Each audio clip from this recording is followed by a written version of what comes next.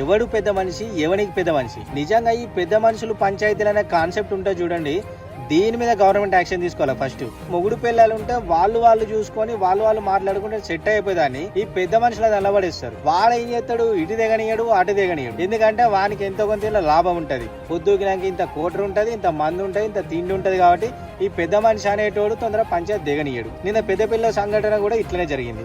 ఈ పంచాయతీ అంతా ఎందుకు జరుగుతుంది? పెద్ద మనుషులు చేయబట్టి. వీళ్ళకి ఏం పని పాటు ఉండదు. పొద్దుగాల లేసుడు, ఇంత తెల్ల బట్టలేసుడు, జేబులో పెన్ను పెట్టుడు, అడ్డ మీద కూర్చుండు.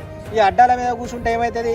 ఎవడో ఒకడు కనబడతాడు, ఆయనకి ఇంత పుల్లకి చేస్తారు, మనతో పంచాయతీ చేస్తారు. సాయంత్రం వరకు ఇంత జేబులో పైసలు పడతాయి.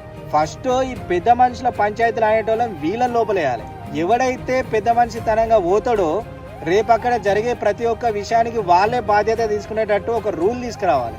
అప్పుడు కానీ ఈ గొడవలు, ఈ హత్యలు జరగవు. రెండు పిల్లలు నడిమిట్లా గుద్దుకుంటే మధ్యలో కోత చెతకపోయినట్టు ఉంటుంది వీళ్ళ కథ. ఈ పెద్ద మనుషుల దగ్గరికి ఎవరైతే పోతారో వాళ్ళ దగ్గరికి ఓకుర్రి, పెద్ద మనుషుల మధ్యలో తీసుకురాకుర్రి. ఏ పని పాట లేని దిక్వాన్లోళ్ళు కొందరు దాపరమే ఉంటారు ఊర్ల మీద. ఏడలొల్లి జరుగుతుందా, ఎండ్ల దూరదామా, ఎండ్ల తిందామా, ఎండ్ల సంపాదించుకుందామా అని. అలాంటి వాళ్ళని నమ్మి మీ ఫ్యూచర్ని ఖరాబ్ చేసుకోకండి, మీ కుటుంబాన్ని రోడ్డు మీద వేసుకోకండి.